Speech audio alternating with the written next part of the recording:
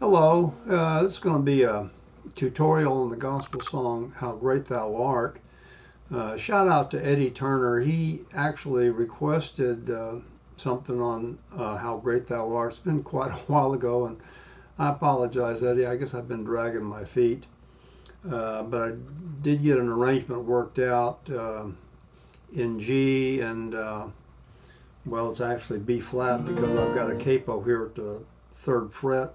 And the reason I do is because there's I wanted a shorter scale because I got to hit this G note up here and with a little augmented, and with the capo not on there, it's just too big of a stretch for me, and I couldn't quite do it, so I got a capo on there. Anyway, I'll play it through one time, and I made a soundtrack for it. I hope it's don't wind up being too loud. But then I'll come back and try to explain what I did. Okay, here we go.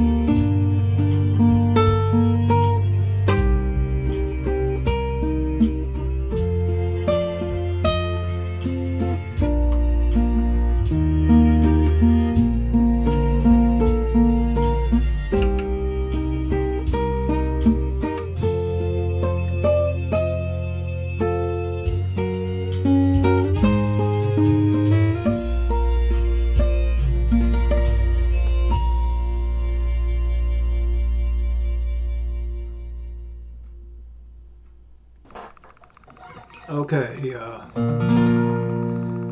think I was a little bit loud, the cello and the strings and stuff. Anyway, I'm playing it on this, it's an Alvarez, it's a hybrid guitar. It's a cross between a classical guitar and a regular steel string guitar. It does have nylon strings on it.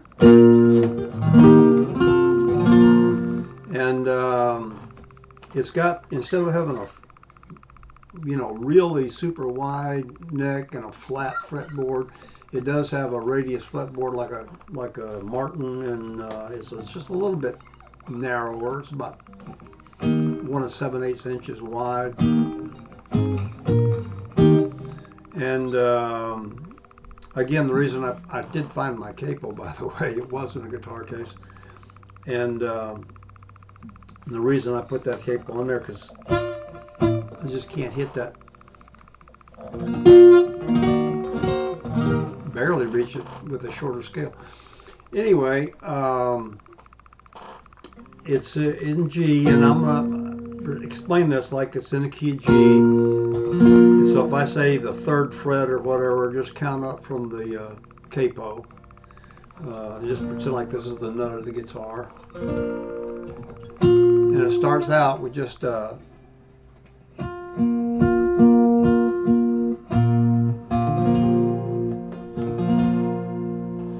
it's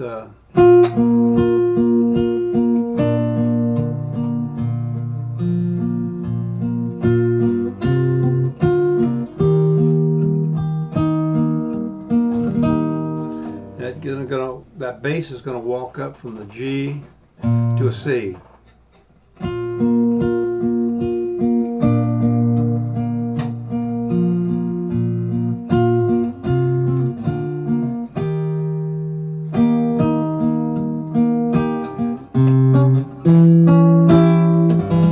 And that song just absolutely screams out for a diminished chord there, I think. And I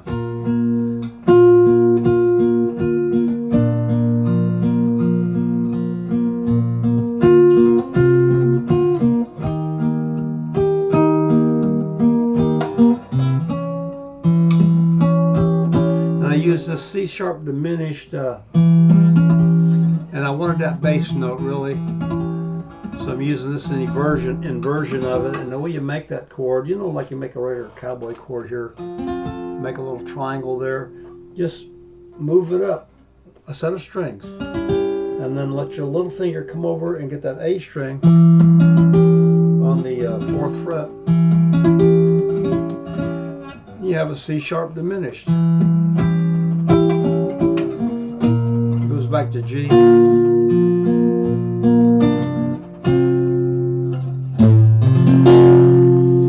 That D chord I use quite a bit. For some reason, it's you get that F sharp, instead of playing it there on the E string, the high E, you play it on the low E string, and you can go real easy to go from a D natural to a D7th, dominant 7th, just by lifting that little finger. Anyway, it's where was I?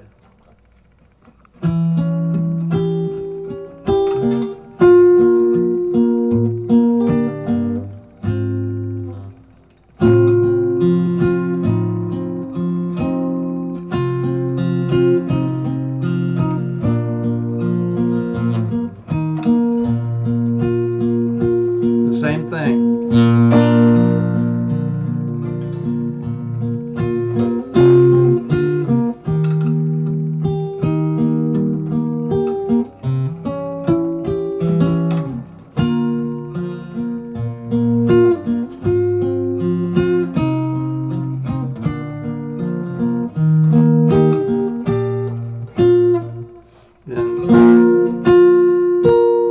There's a stretch.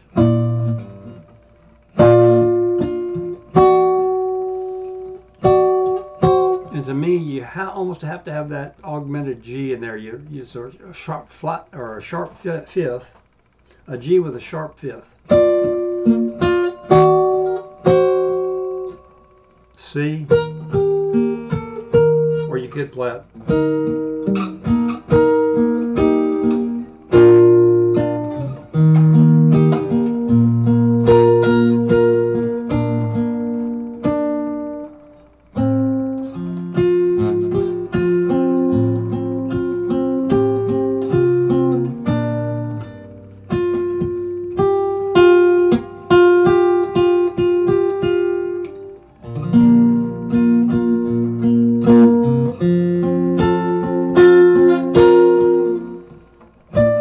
Same thing.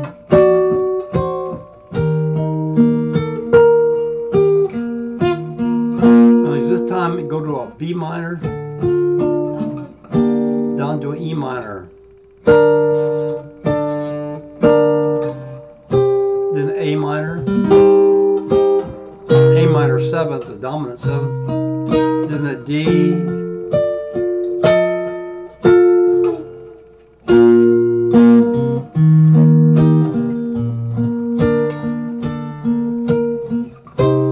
tag, you know, I just put a tag on there.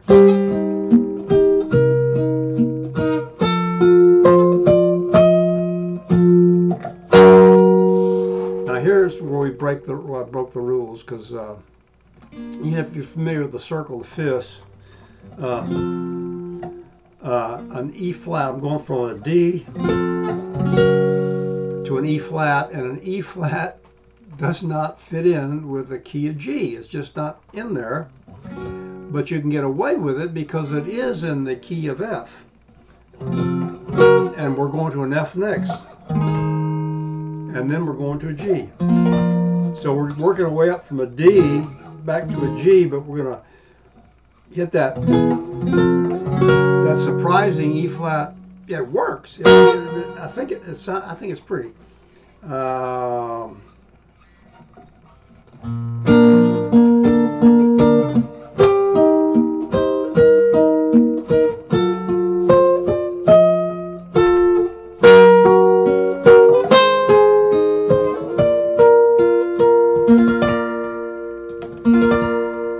Kind of hard to hit that, make it ring out because it's so high.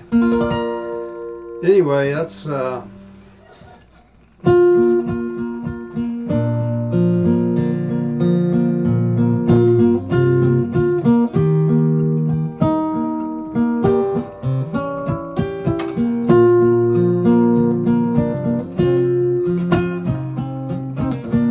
it's almost impossible for me not to get that thumb going. And I didn't use a thumb pick because I wanted to make it a little softer. Anyway, if you have any questions, just put them in the comments. And if you haven't, if you do me a favor and hit subscribe, wouldn't cost you nothing. And even if you didn't like it, give me a thumbs up. Anyway, thanks for watching.